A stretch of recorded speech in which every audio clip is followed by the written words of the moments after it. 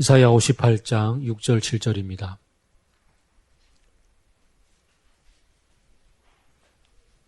다 같이 읽도록 하겠습니다. 시작. 내가 기뻐하는 금식은 부당한 결박을 풀어주는 것, 멍에의 줄을 끌어주는 것, 압제받는 사람을 놓아주는 것, 모든 멍에를 꺾어버리는 것, 바로 이런 것들이 아니냐. 또한 굶주린 사람에게 너의 먹거리를 나누어 주는 것, 떠도는 불쌍한 사람을 집에 맞이해 드리는 것이 아니겠느냐. 헐벗은 사람을 보았을 때에 그에게 옷을 입혀주는 것, 너의 골육을 피하여 숨지 않는 것이 아니겠느냐. 아멘. 누가복음 16장을 보겠습니다.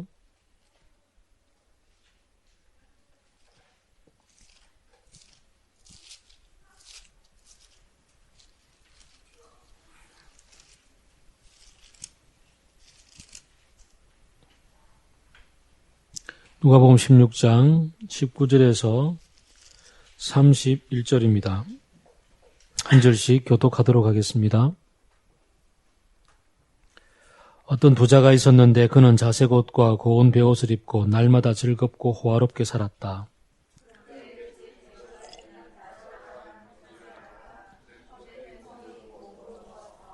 그 부자의 상에서 떨어지는 부스러기로 배를 채우려고 하였다.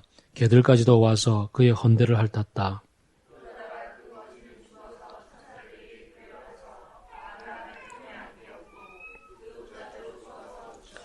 부자가 지옥에서 고통을 당하다가 눈을 들어서 보니 멀리 아브라함이 보이고 그의 품에 나사로가 있었다.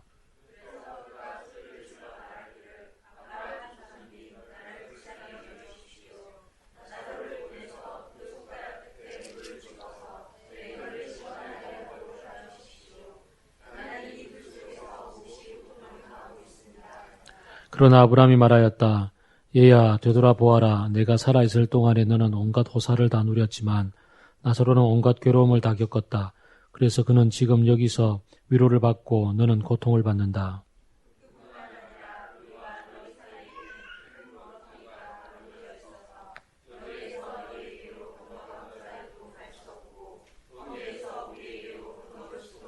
부자가 말하였다. 조상님 소원입니다. 그를 내 아버지 집으로 보내주십시오.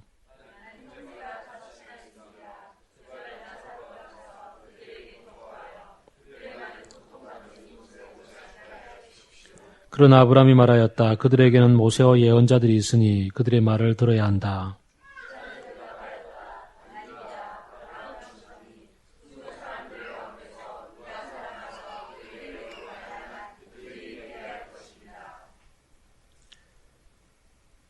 같이 읽읍시다.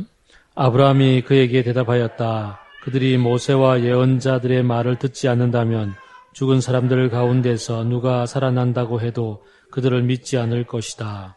아멘.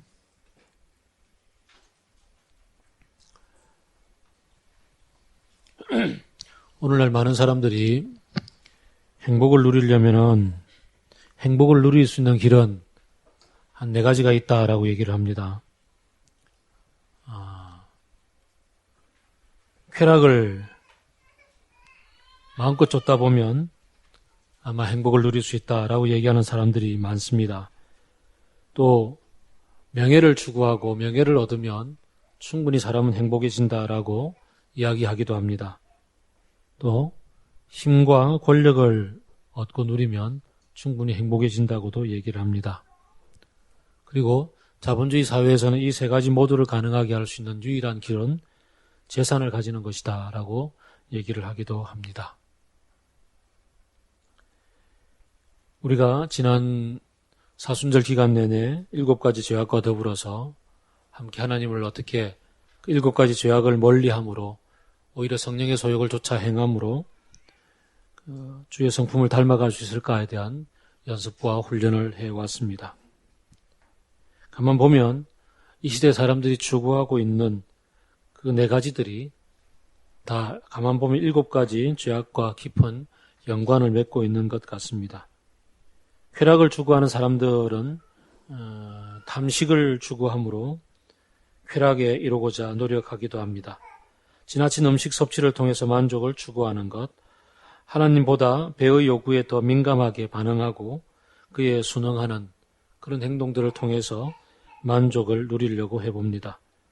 또는 정욕을 통해서 성적 욕구가 제대로 통제되지 않는 자신의 사욕들을 채우기 위한 끝없는 그런 탐닉을 통해서 혹은 어떤 일도 하지 않고 그저 게으름 속에 자신을 던져버리는 것을 통해서 어쩌면 쾌락을 누리려고 하는지도 모르겠습니다. 또 어떤 사람들은 열심히 명예를 추구하기도 합니다. 어떻게 보면 하나님과 동등해지려는 욕심이 그 명예를 추구하는데 같이 있는 것인지도 모르겠습니다. 다른 사람이 절대 나보다 낫게 되어서는 안 되겠다고 생각을 하고 다른 사람보다 내가 더 높아져야 되겠다고 생각하는 것에서 명예를 추구하는 길들이 열려 있는지도 모르겠습니다. 힘과 권력을 추구함에 있어서 사람들은 그 파워를 누리고자 누리지 못하는 것에 대해서 억압당하는 것에 대해서 분노하는지도 모르겠습니다. 그 모든 것들이 가능하게 하기 위한 제사는 탐욕을 통해서 이루어집니다. 과연 이러한 것들이 진정으로 우리에게 행복을 주는 것인지에 대해서 설교를 하는 시간에나 들을 수 있겠지만 평상시에는 이것들이 다 행복을 추구하는 데 없어서는 안 될 중요한 요소들이라고 다들 누구나 다 생각을 하고 있을 것 같습니다. 오늘 본문 누가복음 16장에서 얘기하는 그 부자의 얘기를 가만 보면 이 네 가지를 추구하는 삶이 그의 삶에 다 녹아 있음을 보게 됩니다. 19절과 25절을 보게 되면 이 부자의 삶을 잘 요약해 주고 있습니다. 사색옷과 고운 베옷을 입고 날마다 즐겁고 호화롭게 살며 온갖 호사를 다 누렸다고 얘기를 합니다. 그가 탐욕을 추구하지 않고서 탐식을 추구하지 않고서 이렇게 살았다고 얘기할 수가 없을 겁니다. 날마다 호화롭게 호사를 누림에 있어서 정욕을 추구하지 않았다고 얘기할 수가 없을 것 같습니다. 그에게 집 앞에 있는 나사로는 눈에도 보이지 않았고 그냥 문 열고 나갈 때 옆에서 뭐 그냥 하나 지나쳐가는 풍경처럼 보이는 것에서 우리는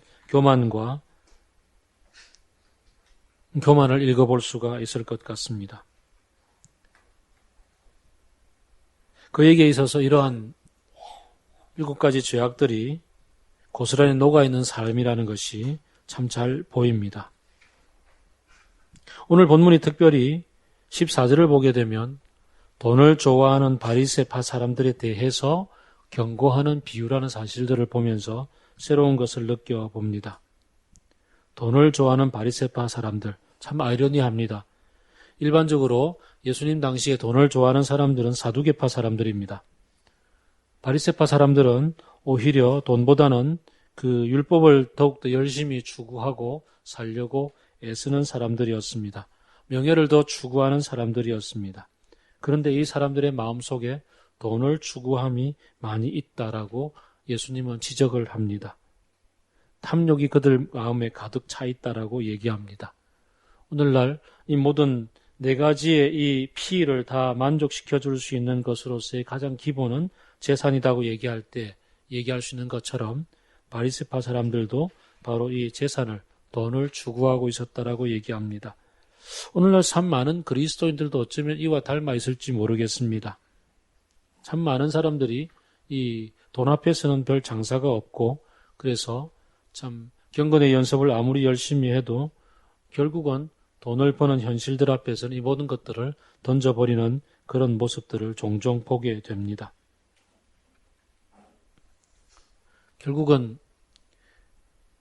이 시대의 행복을 추구하는 사람들의 특징이나 예수님 당시에 종교적인 열심을 가지고 있었던 바리새파 사람들이 가지고 있었던 내면에 숨겨놓았던 그러한 어떤 행복을 추구하는 방식이나 별반 다를 바가 없는 것들이 참 보이는 대목입니다.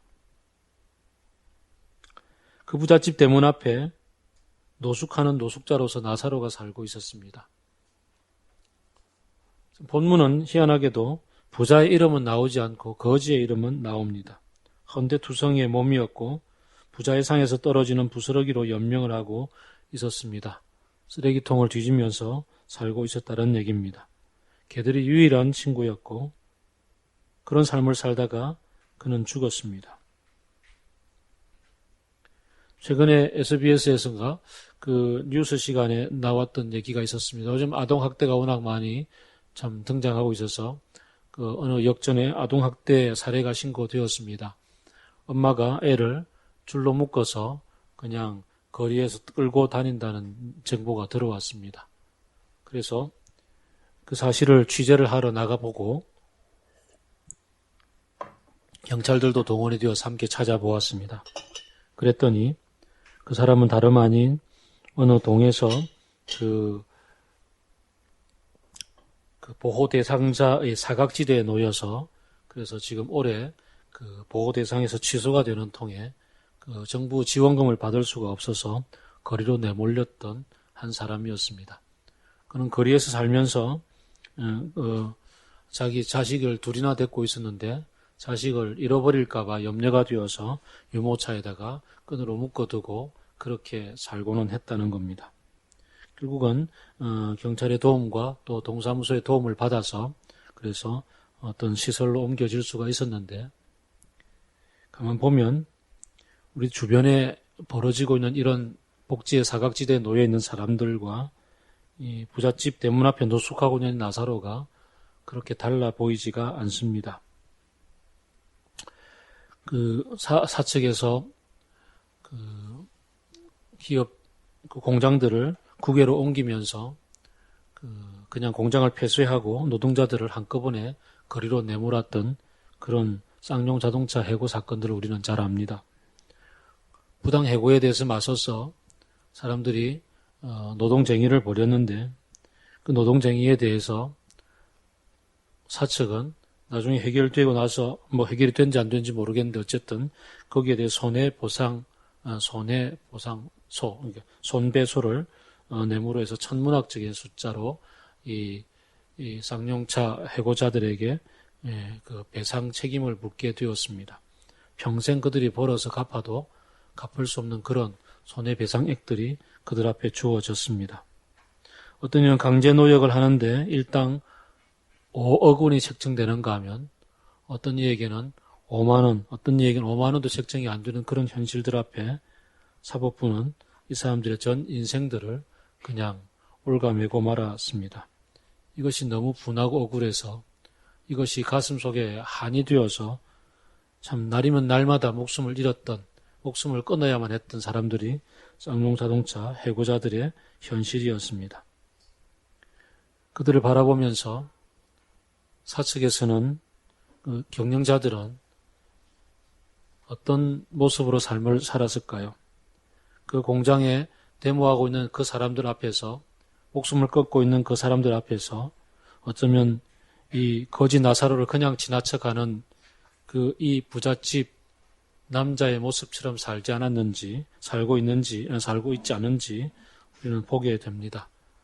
어쩌면 우리 자신들도 그렇게 날마다 출퇴근하고 밥 먹고 살면서 주변에서 나도 그냥 모른 채 지나쳐가는 사이에 어떤 이들은 아이를 이렇게 줄에 묶어서 거리에 내몰리고 있는지도 모릅니다.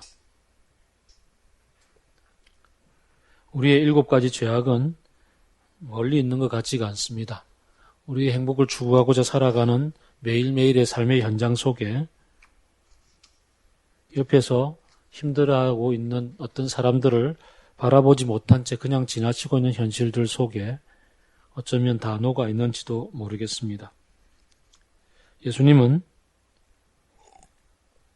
이 땅에 오셔서 가장 먼저 선포하셨던 말씀이 주의 성령이 내게 임하였으니 가난한 자에게 복음을 전하고 내게 기름을 부어서 눈먼 자들의 눈을 뜨게 하고 눌린 자들을 해방시키러 왔다고 얘기를 하셨습니다.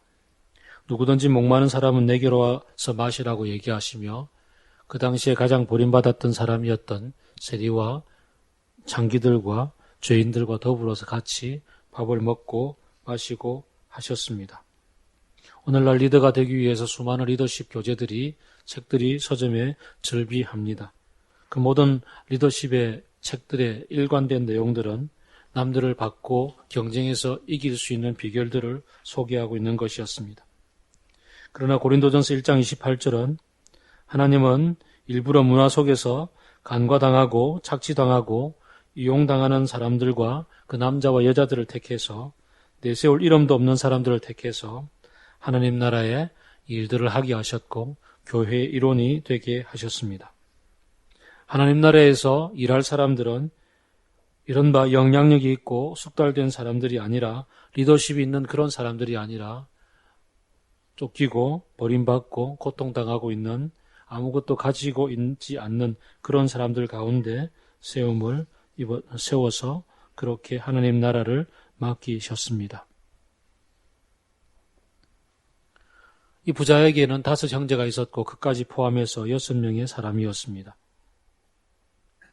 오늘 이 비유를 가지고서 천당이 있고 지옥이 있다라는 얘기에 근거로 삼을 수는 없습니다. 예수님은 이 당시에 그냥 유대 사회에 떠돌아다니고 있었던 한 이야기를 그냥 했을 따름입니다. 옛날 옛적에라고 얘기할 때 도깨비 담배 피우던 시절에라고 얘기하던 그 얘기를 한 토막 누구도 다 알고 있는 얘기를 꺼내어서 얘기했을 따름입니다. 이것을 가지고 천당이 있다, 지옥이 있다라고 얘기하지는 맙시다. 그리고 오늘 본문에 지옥이라고 등장하고 있는 아브라함의 품과 지옥이라고 등장하고 있는 것도 우리가 알고 있는 그 지옥을 얘기하는 것이 아니라는 것을 이미 여러분들은 지난번 하나님 나라, 다시 오실 하나님 나라에서 배웠습니다. 그러므로 이 본문에서 이제 이 부자가 죽어서 지옥불에서 아주 아뜩아뜩하고 있다는 사실에 대해서 지옥의 고통이라고 생각하지는 말기를 바랍니다. 어쨌든 부자는 고통 가운데서 요청을 합니다. 나사로를 보내어서 5 형제에게 회개의 기회를 주십시오. 예수님은 그들에게 얘기합니다. 그들에게는 성경이라는 돌이킴의 기회가 이미 주어져 있다. 성경을 토대로 회개하지 않는 사람들은 죽은 사람이 살아나가서 얘기하더라도 믿지 않을 것이다. 참 성경은 참 아이러니컬하게도 동일한 이 나사로라는 이름의 사람이 죽음으로부터 구출받았던 사실들을 기록하고 있습니다. 마리아와 마르다의 오라비 나사로입니다. 그런데 그 당시의 사람들은 이 나사로가 죽었다가 살아났다는 이유만으로 이 나사로를 오히려 더 죽이려고, 예수님을 더 죽이려고 모의하고 있었던 것을 보게 됩니다. 오늘날 이 땅에도 성경이라는 돌이킴의 기회가 주어져 있습니다. 하나님의 말씀을 제대로 알기만 하면, 제대로 듣기만 하면 충분히 삶을 돌이켜서 이 7가지 죄악으로부터 떠나서 진정한 행복이 주어지는 하나님의 길을 걸어갈 수 있다는 사실들을 충분히 이야기해주고 있습니다. 회개라는 것은 돌이키는 것입니다. 마음을 바꾸어서 하나님과 하나님이 자신의 백성을 다루는 그 방식으로 그리고 하나님 당신께로 돌아가는 길입니다. 예수님이 가신 십자가의 길을 따라서 우리의 삶의 방식을 바꾸는 길입니다. 내 목적과 내 목표와 내 삶의 그 추구하고자 하는 길들을 그대로 달려가고 있으면서 바쁜 시간 틈내고 쪼개어서 큐티하고 기도의 시간을 가진다고 해서 예배에 참석한다고 해서 그 목록들을 추가한다고 해서 회개가 되는 것이 아닙니다. 진정한 무슨 신비적인 종교적 체험을 해야만 진정한 회개가 되는 것이 아닙니다. 그저 주어진 틀 안에서 착실하게 산다고 해서 좌측 통행에서 우측 통행 바뀌었다고 해서 삶의 패턴을 바꾸어서 열심히 우측 통행 따라간다고 해서 회개의 열매를 맺었다고 얘기할 수 있는 것이 아닙니다. 이 부자의 5 형제들은 정말 어떤 결론들이 내려졌을까요? 그들의 삶에 있어서 회개의 길들을 갈 수 있었을까요? 아니면 이 형님이 따라갔던 그 길을 쫓아서 갔을까요?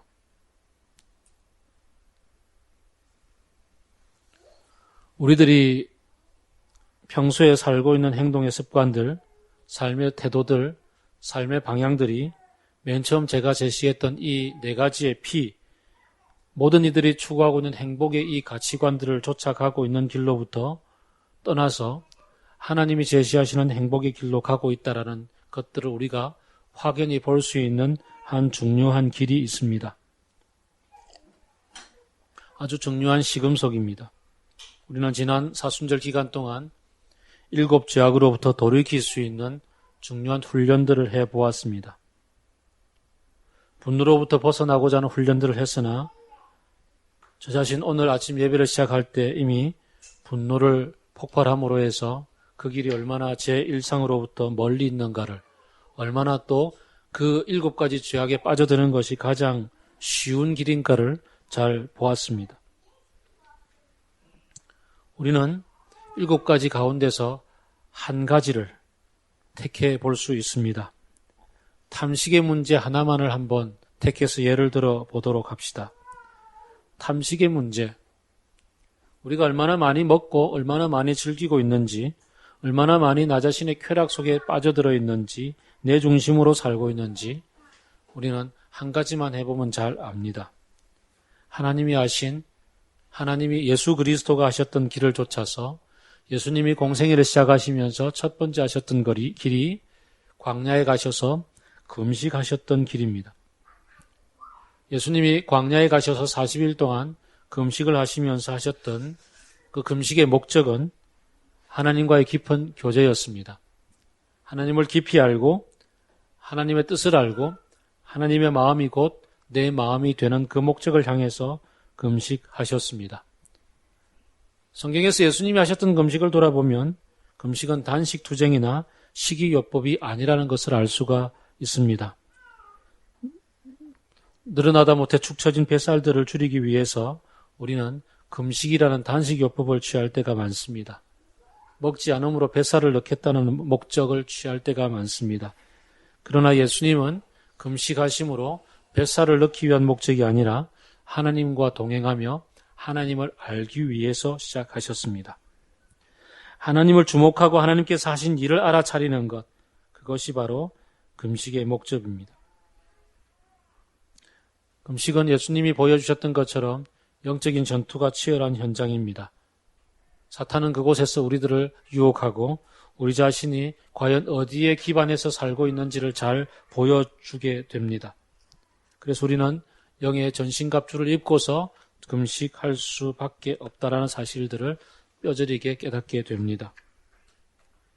금식을 하는 동안 우리는 지금까지 나를 지배하고 있었던 것이 무엇인지를 적나라하게 보게 됩니다. 사탄은 어김없이 유혹합니다. 너 배고프지? 왜 그렇게 굶고 있니? 먹어. 너 앞에 먹을 것들이 널려 있는데 왜 그렇게 안 먹니? 라고 유혹합니다. 금식할 때 쉽게 짜증이 나고 화가 납니다. 내가 할 수 있는 것들을 못하게 막는 것들에 대해서 화가 납니다. 내가 분노하게 되는 가장 유일한 이유는 내가 할 수 있는 것들을 그것들이 막힐 때 분노하게 되어져 있습니다.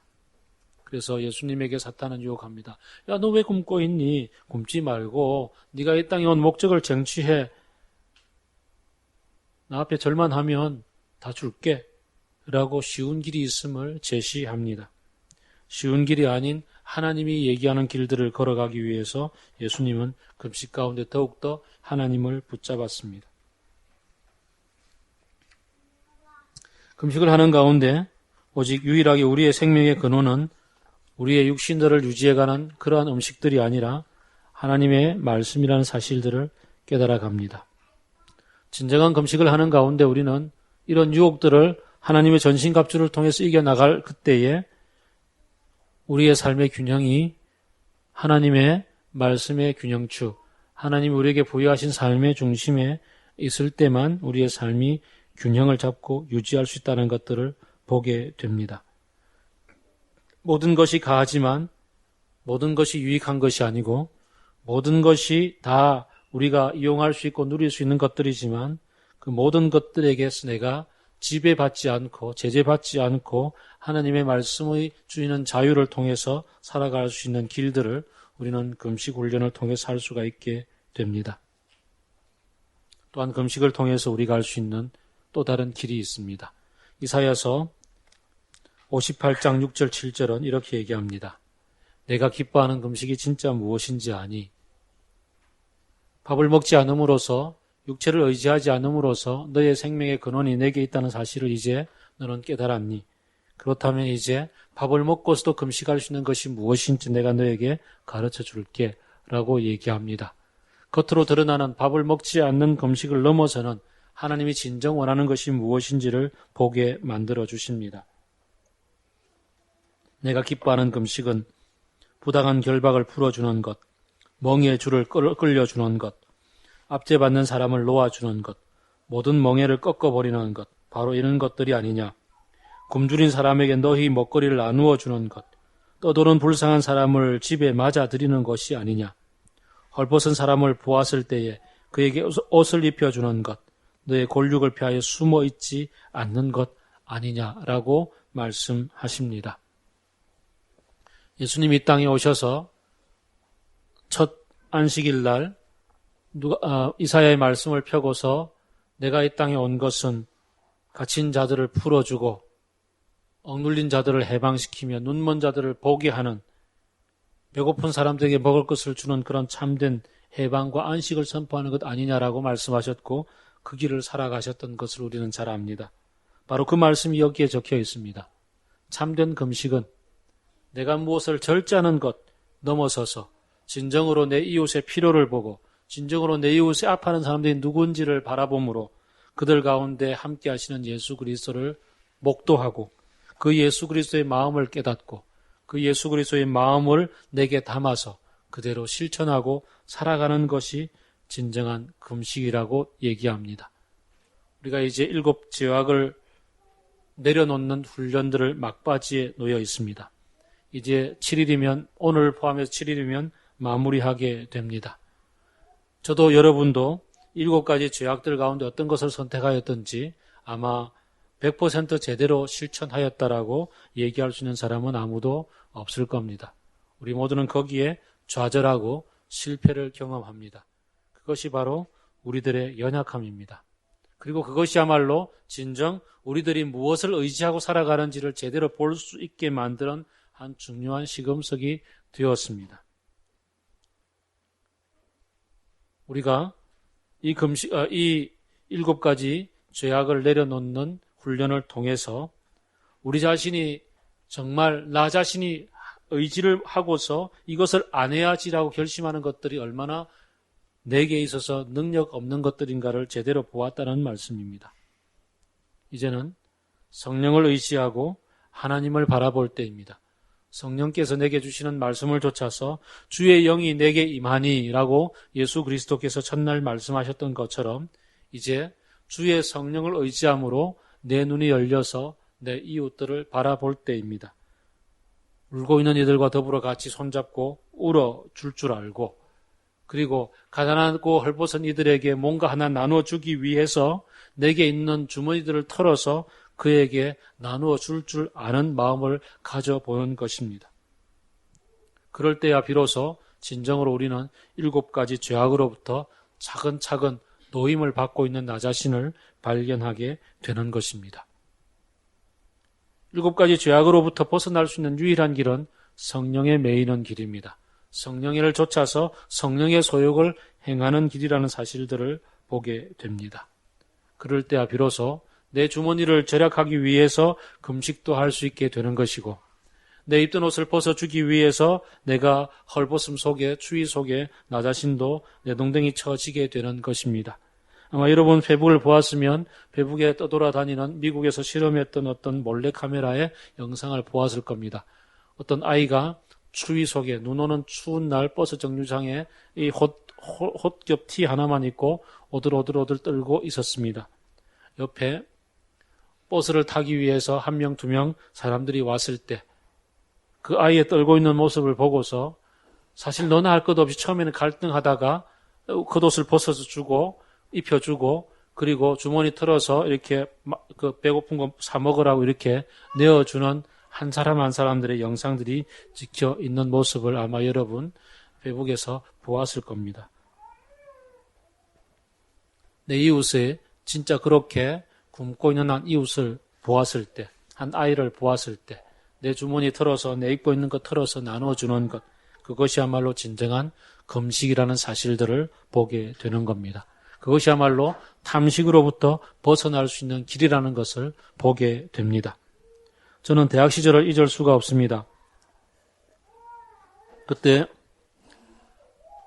저의 소그룹 리더가 한 학기 소그룹 성경 공부와 모임을 다 마치고 마지막 쫑파티를 하는 날이었습니다.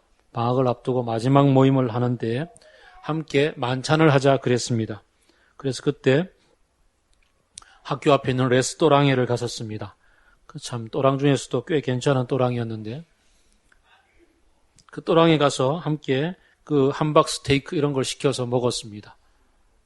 함께 시켜서 먹는데 오늘은 좀 독특하게 식기도를 하자고 리더가 제안을 했습니다.